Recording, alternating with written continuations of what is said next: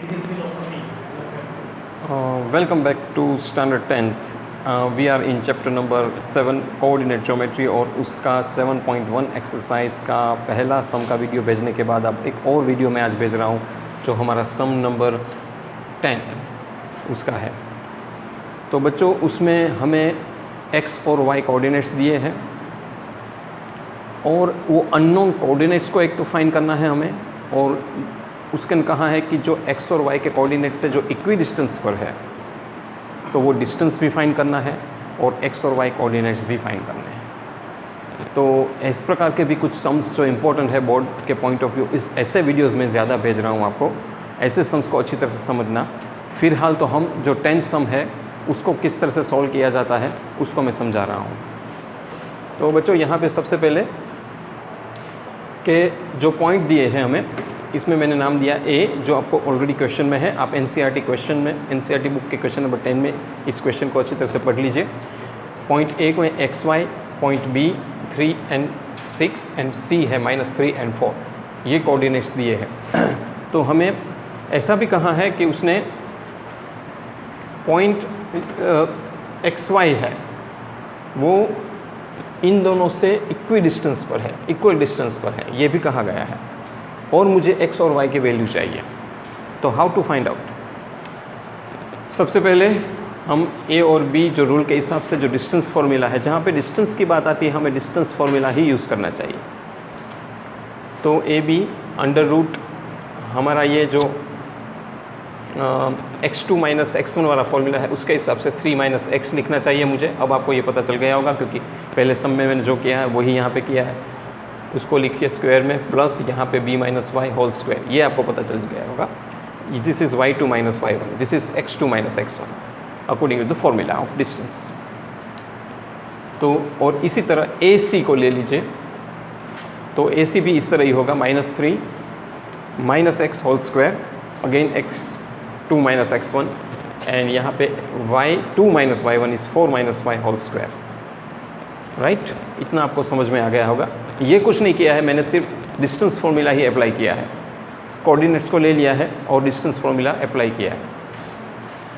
अब मैंने ऑलरेडी यहाँ पे क्वेश्चन में भी ये चीज़ दी गई है कि x और y जो है वो 3, 6 और 3, 4 से, आई मीन -3 और 4 से इक्वी डिस्टेंस पर है।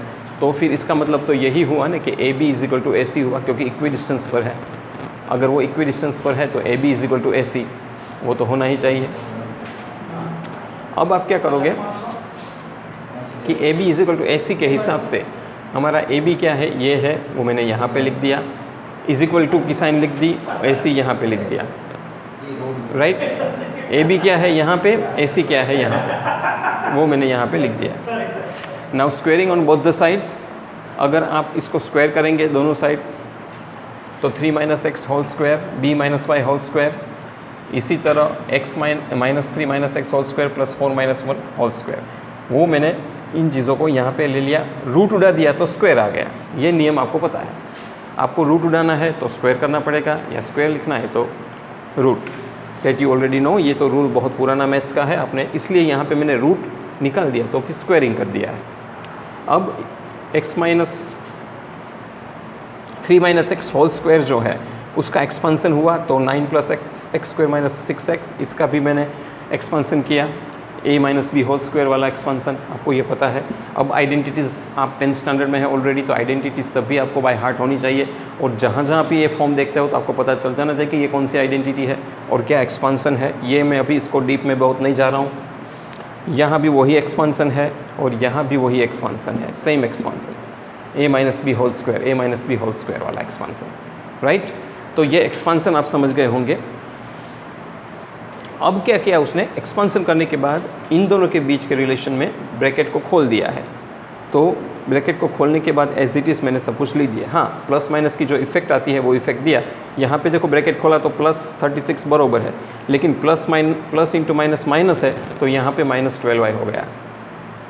तो जो इफेक्ट आती है प्लस और माइनस की ब्रैकेट खोलने के लिए वो होनी चाहिए, ये मैंने यहाँ बताया। अब यहाँ पे और दो ब्रैकेट को भी मैंने इस तरह से ही खोल दिया है, ब्रैकेट को खोला है और इफेक्ट दे दिया।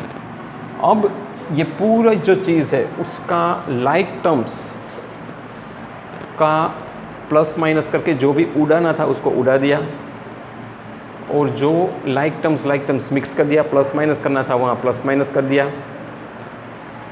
जैसे कि मैं एग्जांपल के तौर पर यहाँ पे -6x, यहाँ भी -6x, तो ये लाइक टर्म्स हुए, ये आपको पता है। फिर यहाँ पे 36 प्लस 36 -9 प्लस, हाँ बस इतना ही। तो जितने भी लाइक टर्म्स है मैंने पहले लिस्ट डाउन कर दिया है यहाँ पे।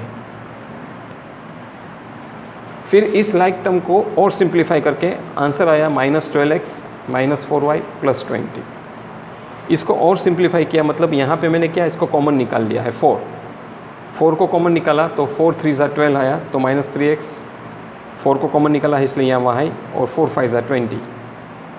अब जो कॉमन 4 निकाल लिया है इसको मैंने यहाँ पे ले गया, तो 0 × 4 = 0, इसलिए ये 0 0 हो गया, तो 4 निकल गया। और लास्ट में जो बचा वो 3x + y - y = 0। This is the relation between x and y। तो जब भी आपको कोई रिलेशन ढूंढना हो x और y के बीच के, इन दो कोऑर्डिनेट्स के, तो इस तरह से सॉल्व करके निकाल सकते हैं। ये जो पार्ट है वो बहुत इंपॉर्टेंट बन जाता है इसमें। और अगर मैंने ये वीडियो भेजा है और इस पार्ट में कुछ भी आपको समझ में ना आए तो प्लीज़ मुझे ग्रुप में ज़रूर भेजिएगा, मैं फिर से इसको समझाऊंगा। यहाँ पे बहुत ध्यान रखिए, एक्सपांसन करने में, लाइक टर्म्स को एडिशन सब्ट्रैक्शन करने में, और सिंप्लीफाई करके वही टर्म को इन ऑर्डर लिखने में बहुत ध्यान रखिए, तो ही ये आंसर आएगा। यहाँ पे आपने कुछ गड़बड़ की तो फिर आपके आंसर में गड़बड़ हो जाएगी। I hope you understand this. तो इसके साथ ही आज हमारा 7.1 एक्सरसाइज पूरा हो रहा है। कल मैं 7.2 एक्सरसाइज का वीडियो भेजूँगा। Thank you very much for listening me.